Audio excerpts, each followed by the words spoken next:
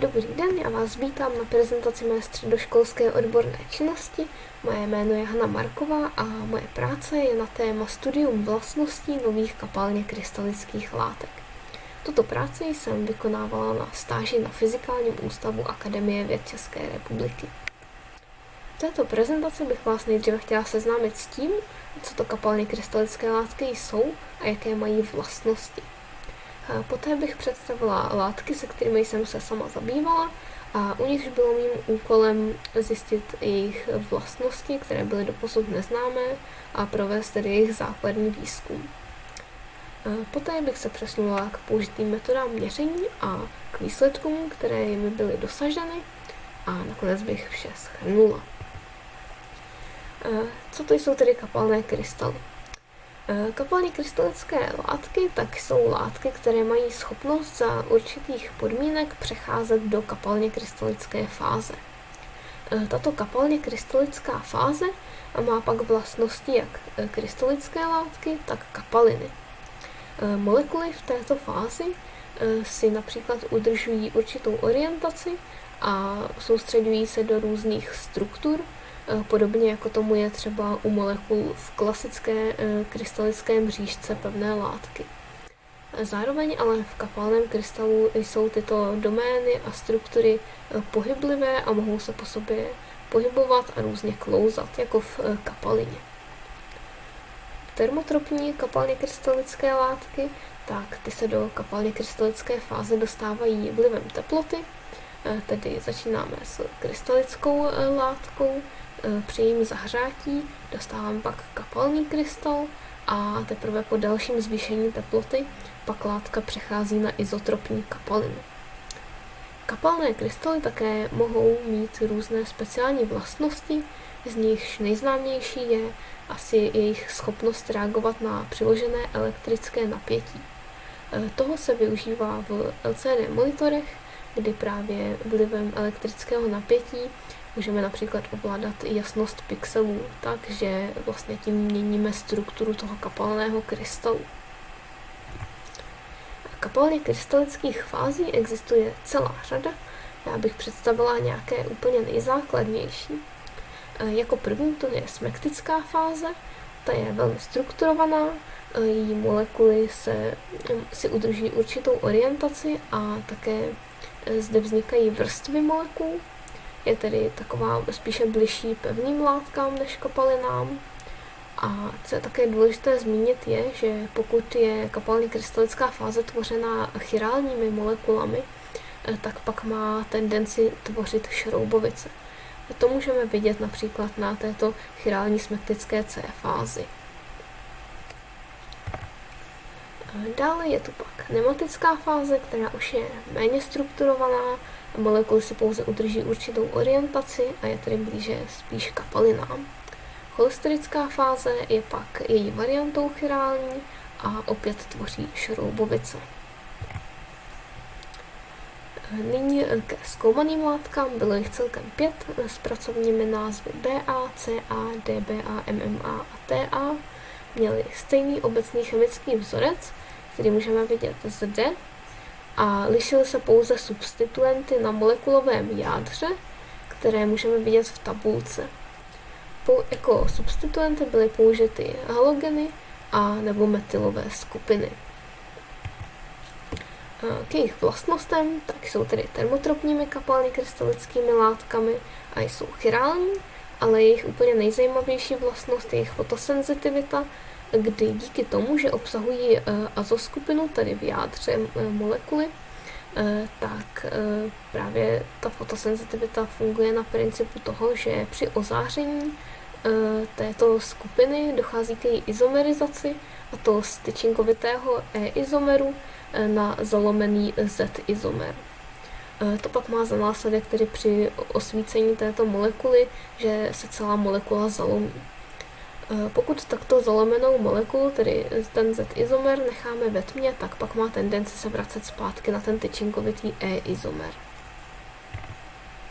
Nyní už bych se ale přesunula k výsledkům práce. Jako první metoda byla použita polarizační optická mikroskopie. Jedná se o typ mikroskopie, kdy je vzorek pozorován v polarizovaném světle. A tato metoda nám dovoluje odhalit tedy, jakými typy fází jednotlivé látky prochází. A to tedy na základě jejich charakteristických textur. Na prostředním obrázku například můžeme vidět látku BA v její Twisted Grain Boundary A fázi a napravo pak látku CA v cholesterické fázi s touto opravdu charakteristickou strukturou. Cholesterickou fázi můžeme vidět právě i na obrázku vlevo, tentokrát je to ale látka DBA, uprostřed pak látka MMA v její smektické A fázi a napravo je na obrázku látka TA v její Twisted Grain Boundary A fázi. Další metodou pak byla diferenciální skenovací kolorimetrie. Tato metoda nám dovoluje měřit přesné teploty přechodů fázových a jejich entalpie a funguje tedy na principu měření tepelného toku, který vzorkem prochází a při fázových přechodech pak dochází k prudké změně v tomto tepelném toku, což právě přístroj zaznamenává. Nyní už je tu výsledná tabulka s teplotami přechodů, s jejich entalpiemi a taky s typy fází, tedy shrnuje výsledky předchozích dvou metod. Zde bych hlavně představila ty nejzajímavější věci. Jak můžeme vidět, tak při chlazení si izotropní kapaliny až na krystalickou látku, tak látky procházely celkem 3 typy kapalně krystalických fází. První z nich je cholesterická fáze, dále zde byla Twisted Grain Boundary A fáze a smektická fáze. Ta smektická fáze většinou zůstala blíže neurčená, protože jenom na základě polarizační mikroskopie lze opravdu velmi obtížně určit. Žádná z látek také nebyla kapalně krystalická při pokojové teplotě. Nejblíže k tomu měla látka LDBA, která má teplotu tání 32,8 stupňů Celsia. Také zajímavým jevem bylo u látek MMA a TA jejich přítomnost skelného přechodu. Pak už jsem se zabývala fotosenzitivitou látek. Jako první metodu jsem zvolila vysokoúčinnou kapalinovou chromatografii. Vzorky tedy látek byly ozařovány UV zářením a v závislosti tedy na době, po jakou byly ozařovány, tak se měnilo množství, tedy zvyšovalo množství Z-izomeru, toho zalomeného izomeru. A v chromatografické koloně se pak tyto izomery od sebe oddělovaly a to nám dovolilo změřit jejich množství. Zde už jsou tedy výsledky. Na grafu vlevo můžeme vidět tedy to, co se dělo ve vzorcích při ozařování. V závislosti tedy na čase ozařování, tak je zde množství Z-izomeru, které se ve vzorku nacházelo. Zde překvapila nejvíce asi látka BA, která se izomerizovala z více jak 80%, a to za poměrně krátký čas.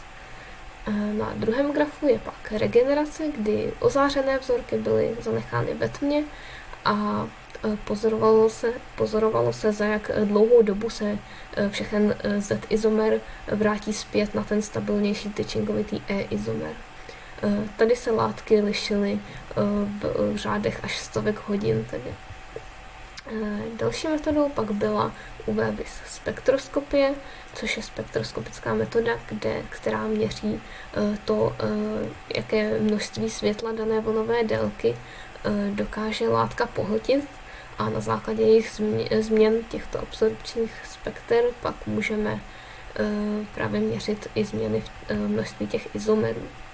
To už můžeme vidět zde na spektrogramu, kde se zvyšující se dobou ozáření se snižovala absorbance na asi 340 nanometrech, která odpovídá právě snižující se koncentraci E-izomeru, a navyšuje se s navyšujícím se koncentrací Z-izomeru stoupá absorbance na asi 265 nanometrech.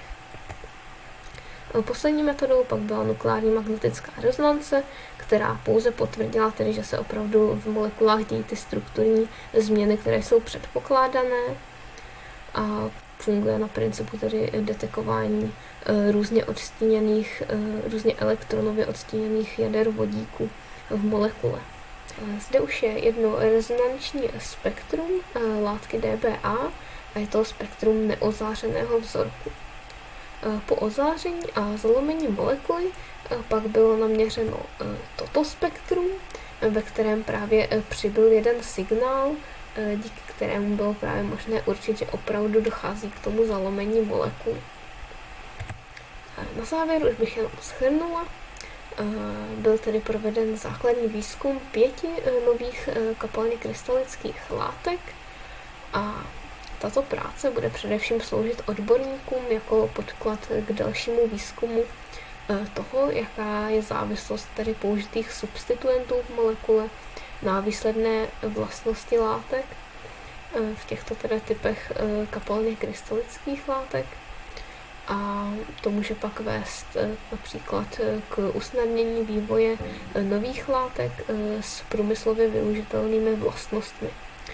Látky tohoto typu, tedy především ty fotosenzitivní, se pak uplatňují například v různých senzorech světelných anebo celkově v elektronice.